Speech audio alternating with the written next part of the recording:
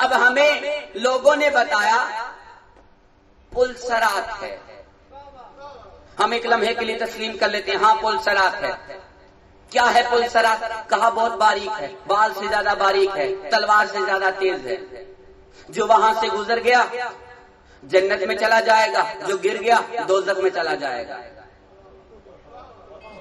میں یہاں پہ روکنا چاہ رہا ہوں، یہ پیروں سے گرنے کی بات نہیں، ایمان سے گرنے کی بات ہو رہی۔ جو علی کے نام پر ایمان پر کام رہا وہ پہنچ گیا جنت، جو ایمان سے گر گیا سیدھا جہنم پہنچ گیا۔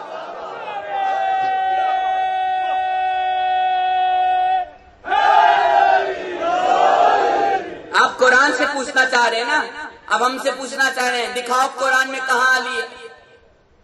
میں ایک لمحے کے لیے تسلیم کر لیتا ہوں علی کا نام نہیں ہے قرآن میں، تو جہاں جہاں یہ نام ہے نا مجھے بتاؤ یہ کس کا نام ہے؟ قرآن نے کہا، شیطان سے کہا کیا تو علیم میں سے ہے؟ اگر یہ علی نہیں ہے تو بتاؤ علیم کون ہے؟ قرآن نے کہا سلام علی آل یاسین، یہ اگر علی نہیں ہے تو آل یاسین کون ہے؟ کون ہے مجھے یہ بتاؤ۔ کہا قرآن نے امام المتقین، امام المبین، میں ایک لمحے کے لیے تسلیم کرتا ہوں یہ علی کا نام نہیں ہے، مجھے بتاؤ امام المبین کون ہے؟ قرآن نے کہا نون والقلم، میں ایک لمحے کے لیے تسلیم کرتا ہوں یہ علی کا نام نہیں ہے، بتاؤ نون کون ہے؟ بتاؤ قلم کون ہے؟ اگر قرآن میں الف لام میم لکھا ہے میں ایک لمحے کے لیے تسلیم کرتا ہوں یہ علی نہیں ہے، تو بتاؤ یہ الف کون ہے، لام کون ہے، میم کون ہے؟ نہیں بتا سکتے نا، نہیں بتا سکتے، قاصر ہیں لوگ بتانے سے۔ علیم کون ہے، امام المبین کون ہے، نہیں بتا سکتے نا۔ کہاں کے قاری ہو، کہاں کے حافظ قرآن ہو، کہاں کے مسلمان ہو جب قرآن ہی نہیں بتا سکتے؟ تو میں یہاں پر بتانا چاہ رہا ہوں وجہ کیا ہے۔ وجہ پتہ کیا ہے کہ جب پوچھا جائے علیم کون ہے نہیں بتا سکتے، کہتے الف لام میم کون ہے، الف لام میم را کون ہے، الف لام را کون ہے، کاف ہا یا عین صاد کون ہے، تو کہتے ہیں یہ کہہ کر دامن چھڑا لیتے ہیں، یہ وہ الفاظ ہیں جن کا پتہ صرف اللہ کو ہے، یہ وہ الفاظ ہیں جن کا علم صرف اللہ کو ہے کسی اور کو نہیں۔ اگر اس کا علم صرف اللہ کو ہے تو ہمیں بتایا کیوں، قرآن میں رکھا کیوں؟ 70,000 جہاں اور راز تھے یہ راز بھی اللہ اپنے پاس رکھ لیتا نا،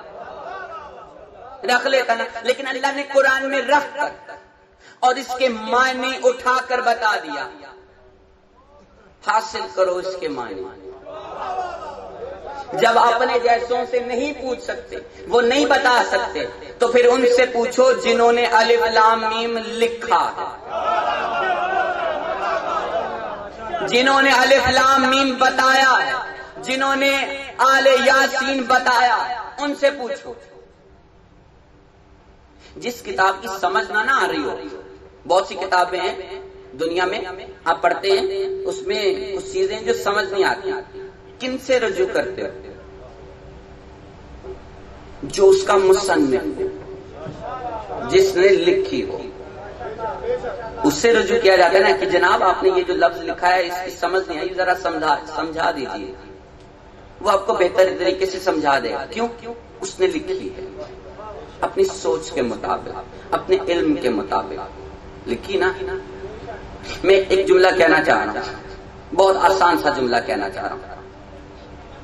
کتاب ہے کشف الموجود، داتا علی حجویری کی لکھی ہوئی، جو لوگ پڑھتے ہیں نا اکثر اس میں لفظ ہیں سمجھ نہیں آتی، ولی اللہ نے لکھے، انہوں نے جو لکھے سمجھ نہیں آ رہے، اس میں قیاس آرائیاں ہو رہی ہیں کہ اس میں مطلب یہ ہوگا، نہیں یہاں پہ مطلب یہ ہوگا، پوچھو جا کے، تو کہتے ہیں وہ تو قبر میں موجود ہے، نہیں بتاتے۔ تو میں ایک بات کہنا چاہ رہا ہوں، یہ دنیاوی کتابیں ہیں جو بغیر وارثوں کے ہیں، بہت سی کتابیں لکھی گئی جن کے بعد میں کوئی وارث نہیں ہے، وہ لوگ قبروں میں وہ مطلب نہیں سمجھا سکتے۔ آج تک کشف الوجوب میں تنازعات کا شکار ہے یہ کتاب۔ میں اس کتاب پہ مخالفت نہیں کر رہا، صرف اتنا کہہ رہا ہوں کہ اس کے معنی سمجھنے سے لوگ قاصر ہیں۔ اب قرآن وہ کتاب ہے جو اللہ کی بھیجی ہوئی ہے، یہ بہت زیادہ مشکل ترین کتاب ہے، اس میں بھی بہت سارے الفاظ ہیں جن کے معنی سمجھ نہیں آتے۔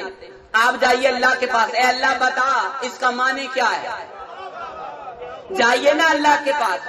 کیسے جا سکتے ہیں؟ ایک مقام وہاں ہے جہاں پہ جبرائیل کو چھوڑ دیا ہے، آگے نہیں جا سکتے، نہیں جا سکتا نا جبرائیل، کس سے پوچھیں گے؟ کہیں گے ہم نماز پڑھیں گے نا، نماز وہ ہے جہاں پہ معراج ہوتی ہے، ہم وہاں پہ پوچھیں گے۔ جاؤ 2 رکعت نماز پڑھو، اس میں سوال کرو، اے اللہ یہ عالین کون کون؟ جواب مل جائے تو سمجھ جانا اس سے ملاقات ہوئی ہے، جواب مل جائے تو سمجھ جانا اس سے ملاقات ہوئی ہے۔ اگر جواب نہ ملے تو سمجھ جانا یہ معراج نہیں ہوئی ہے، ہم نے کچھ اور ہی پڑھ لیا۔ رسول خدا نے کہا نماز مومن کی معراج، تو سوال کرو نماز میں اللہ سے، اللہ جواب نہیں دے رہا، کیوں؟ زبان نہیں رکھتا، لہجہ نہیں ہے اس کے پاس۔ اگر کوئی کہے نا وہ ہم سے کلام نہیں کرتا، تو اپنا کلام ہمارے درمیان کیوں رکھا ہے؟ اپنا کلام ہمارے درمیان رکھ کر کہا یہ کتاب میں سمجھ نہ آئے میرے وارثوں سے پوچھ لینا، میرے وارثوں سے پوچھ لینا، وہ تمہیں بتائیں گے، اور صرف بات کر کے ختم نہیں ہوں گے، دلیل دیں گے۔ تو پوچھنا، اب جاؤ پوچھو لوگوں سے جہاں جہاں تمہیں لگے کہ قرآن کے وارث ہیں۔ ہم نے پوچھا قرآن کے وارث کون ہیں؟ کہاں؟ وقت کے عالم دین جو ہیں وہ قرآن کے وارث ہیں، متقی پرہیزگار قرآن کے وارث ہیں۔ ہم سمجھ گئے، ہم نے سر تسلیم خم کیا، بالکل ایسی ہے، وقت کے علماء کرام قرآن کے وارث ہیں، متقی پرہیزگار قرآن کے وارث ہیں۔ دیکھیے میں تھوڑا سا علم کی کمی ہے، پوچھنا چاہ رہا ہوں یہ عالم دین ہوتا کیسا ہے؟ میں نہیں جانتا، بتائیے متقی دیکھنے میں کیسا لگتا؟ میں نے سوال کرنا ہے نا، عالم کون ہے، میں نے پوچھنا ہے اس سے، سوال کرنا ہے قرآن کے متعلق، بتائیے متقی کیسا ہوتا ہے؟ کہتے ہیں داڑھی ہو، نمازی ہو، قرات اچھی کرتا ہو، روزہ کوئی چھوڑتا نہ، متقی ہے، متقی ہے۔ میں نے کہا 1 منٹ کے لیے یہاں پہ ذرا رک جائیے، ایسی بہت سی شکلیں میں نے کربلا میں مخالف میں دیکھی ہیں، ایسی بہت سی شکلیں۔ ہم متقی شکلوں کو دیکھ کر نہیں مانتے، علم دیکھ کر مانتے۔ سمجھ میں آگی بات؟ اب شکلیں بتا بتا کر نہ کہنا یہ متقی ہے، یہ پرہیزگار ہے، یہ عالم ہے۔ 18,000 عالم نے حسین کے قتل کا فتویٰ دیا، ہم ان سے پوچھیں گے کہ قرآن میں عالم کا مطلب کیا ہے؟ نہیں پوچھیں گے نا، اب بات یہاں پہ ختم ہو گئی، نہیں پوچھیں گے، بس اتنا پوچھنا چاہتا۔ پھر کون ہے متقین جن سے ہم پوچھیں گے؟ ہم کردار دیکھیں گے، ہم نسل دیکھیں گے۔ سمجھ میں آ رہی بات؟ یعنی اللہ بھی ہر کسی کو منصب نہیں دیتا، پہلے نسل دیکھتا ہے، آباء و اجداد دیکھتا ہے، آباء و اجداد دیکھتا ہے، پھر کہیں جا کے منصب دیتا ہے۔ یہ متقی بننا ہر کسی کے بس کا کام نہیں ہے۔ قرآن میں لکھا ہے کہ یہ لوگ آ کر کہتے ہیں کہ ہم مومن ہیں، آپ رسول ان سے کہہ دیے آپ میں تو ذرا برابر بھی ایمان نہیں، بلکہ آپ تو یہ کہیے ہم اسلام لے آئے۔ مومن کے بعد کہیں جا کے بندہ متقی بنتا ہے، پہلے مسلمان بنتا ہے، پھر مومن بنتا ہے، پھر کہیں متقی بنتا ہے، اور پھر کہیں جا کے ان متقیوں کا امام بنتا ہے۔ اور پھر جاؤ پوچھو متقیوں سے یہ قرآن میں عالم کیا ہے، یہ قرآن میں امام المبین کیا ہے، پوچھنا پڑے گا نا۔ اب میں سے پوچھنا چاہ رہا ہوں، جہاں پہ مجھے لگا کہ ہاں یہ متقی، پوچھنا چاہ رہا ہوں کہ ہو سکتا ہے یہ جواب دے دے۔ ابھی دل مطمئن نہیں ہے کہ یہ متقی ہے یا نہیں ہے۔ کیوں؟ کیونکہ اکثر دھمال ڈالتے ہی دیکھا، اکثر دھمال ڈالتے ہی دیکھا ہے، لگا یہ متقی نہیں ہوگا، کپڑے بڑے عجیب سے پہنے،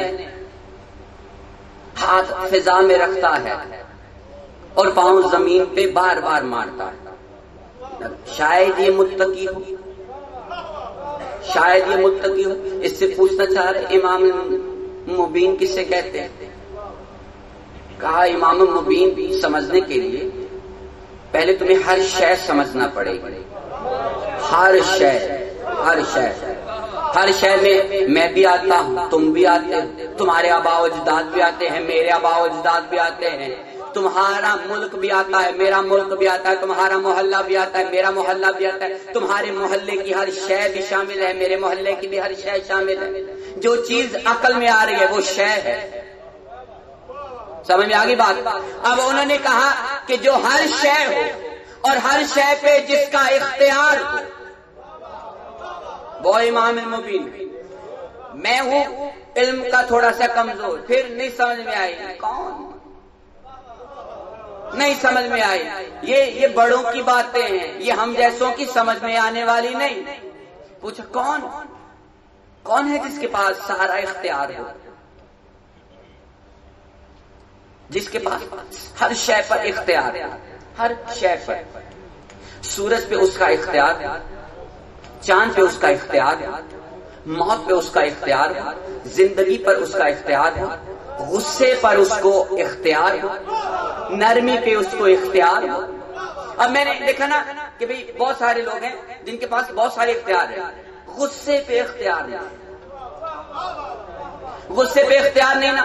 ہم نے ایک شخص ایسا دیکھا جو دشمن کے سینے پہ چڑھ چکا تھا، تلوار اس کے گلے پہ رکھ دی تھی، غصہ دلایا اس نے، چھوڑ دیا، چھوڑ دیا۔ اختیار ہے موت پر، زندگی پر، غصے پر، انسان پر اختیار ہے نا۔ اس نے دکھایا سورج جا رہا ہے، کہا واپس آ جا، سورج آ رہا ہے، کہا سورج پر اختیار ہے۔